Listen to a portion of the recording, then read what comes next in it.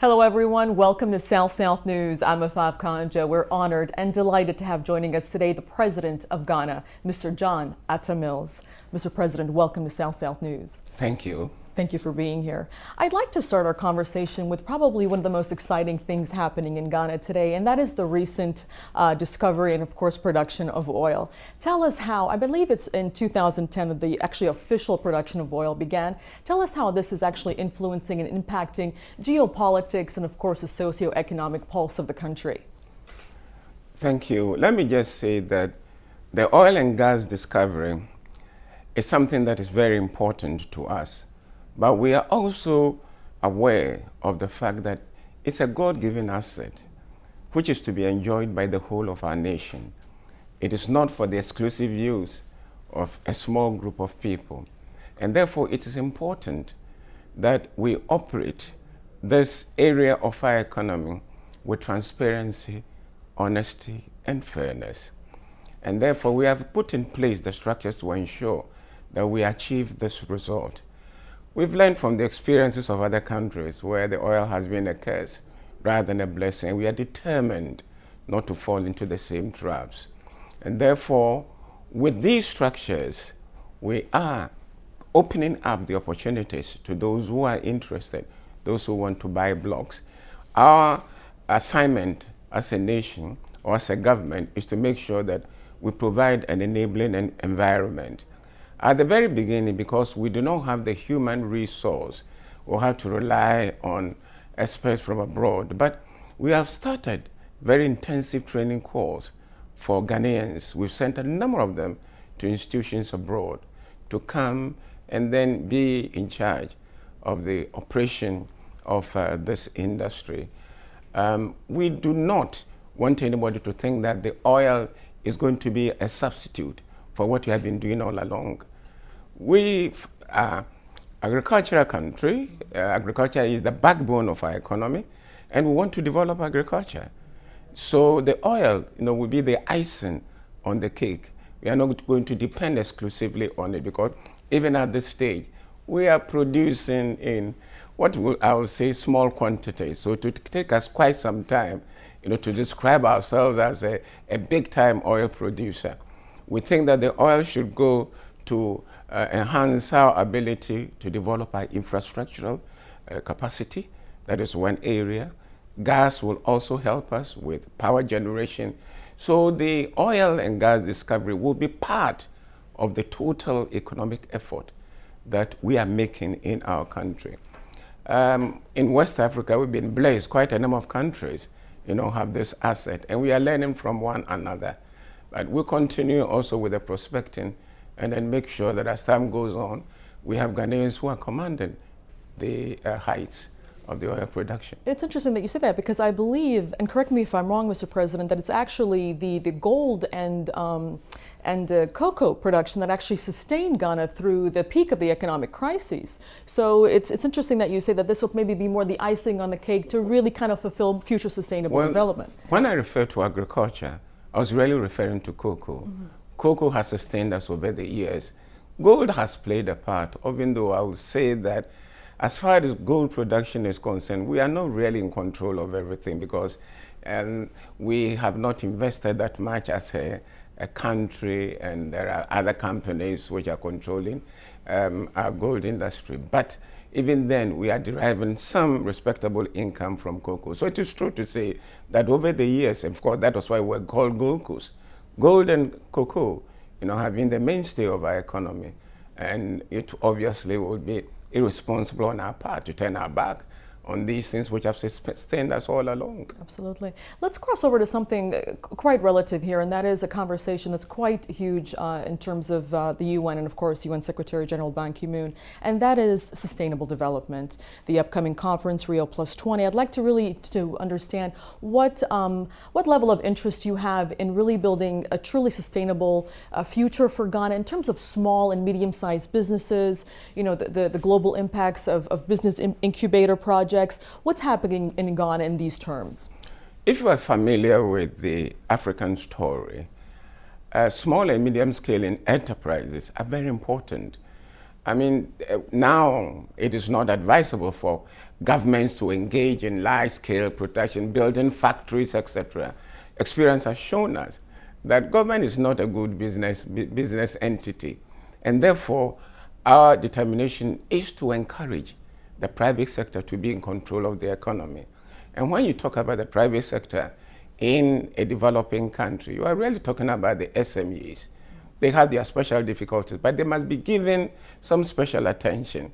For example, skills development, financing in particular, is very, very important to them. And therefore, we must clear the way for SMEs, to be able to grow, because, they are going to be the ones who are going to provide jobs for the people. And in other countries, it's been shown that SMEs are playing a leading role, in this direction. Excellent. And then, my final question to you, Mr. President, let's talk a little bit about, I know you're such a true advocate when it comes to education, and as a result of that, we understand through the United Nations that Ghana is really on its way, on track to meeting MDG 2, and that is universal primary education. And we also understand through UNDP that there are some remarkable feats made for empowering women. So how is that really helping to get the other MDGs on track by 2015 and of course beyond? When one talks about development, one is talking really about education. Education is the very foundation of development, of society. And therefore, we place a very high premium on education. Primary education is compulsory and free in Ghana. And in order to provide the necessary incentives, we've gone to the extent of even giving free school uniforms to those who cannot afford them, free textbooks, exercise books. We have even expanded what we call the school feeding program to ensure that children who come from the poor homes can have at least 1 square meal a day. We used to have thousands of schools under trees. Indeed, we have converted many of them into brick and mortar structures. So we are trying very hard also to improve the conditions of service of teachers, to get them interested in going to the rural areas to teach. That means infrastructural improvement, building the roads, giving access to water, making sure that there are hospitals, etc. When it comes to secondary education, we've done quite a bit in that area. Over the past 3 years or so, we've constructed a number of facilities to enable more and more students, to get into secondary education. A lot of tertiary institutions have been encouraged to spring up in Ghana. So I believe that within our constraints, as a developing economy, we are doing the best that we can to encourage education. And how is this affecting, maybe through the empowerment of women, if I may extrapolate, to really help the other MDGs being accelerated? Let me say that the Ghanaian woman is the very backbone of our society. Economy, it is the woman. Education, I don't know what we would do without our women in society. And let me also make a point which nobody can dispute. The women now are doing much, much better than the men. If you go to our institutions, the top students are mostly women. And therefore, we have been blessed that these multi-talented human beings, are available to us, our society. And so we are encouraging them. The one area where we haven't been too successful is getting them into politics. But that will take quite some time so that more and more of them can come in. If you take Ghana, for example, our Chief Justice is a woman, the Speaker of Parliament is a woman, the Commissioner for Human Rights is a woman, the Commissioner for Civic Education is a woman. So we want to encourage, and of course I have quite a few women in my own cabinet. So once the women are educated, when the women have this kind of responsibility, your problems are solved. It is said that where you have a woman who is working, the family will never go hungry. And their record in terms of even borrowing, loan recovery from women is excellent. And therefore, if we want really to build our society from the very, very, very foundation, we need to encourage the women.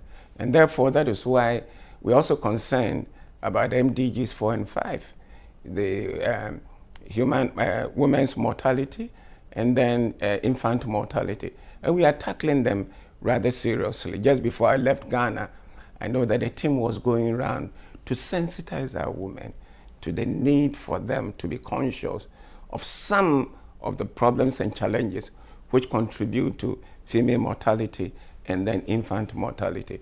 We are also aware that we have to do something as a government, granting them access to hospitals by improving the role structure, trying very much to counter some of the cultural practices which lead to female mortality and infant mortality. So I think that we're making great strides in these areas. Mr. President, what's your greatest challenge as a leader of an African nation? The challenge is for all of us to realize that the country belongs to all of us. We may come from different political parties, but it's important that after elections, we come together and see how we can build the nation. And we must also realize that elections are a means of getting a government in power, and that government is to lead. And in this connection, let me just say that we are going to the polls next year to elect a president and parliamentary candidates. And I want to assure the whole world that we are going to defend our democratic credentials. We want to make sure that the elections are free, fair, and transparent. That our inability in certain parts of Africa to conduct free elections has been a serious setback to us. And I believe that we should be able to move forward and ensure that the people are given the right to choose their own leaders. In that case, you'll have peace, and there can be no development without peace. Once this example is set, I believe that it can have an influence on our neighbors and on other African nations. Mr. President, very encouraging conversation. Thank you so much for being here. Thank you. Thank you. Thank you so much for joining us here on South South News. I'm Afaf Kanja. We'll see you soon.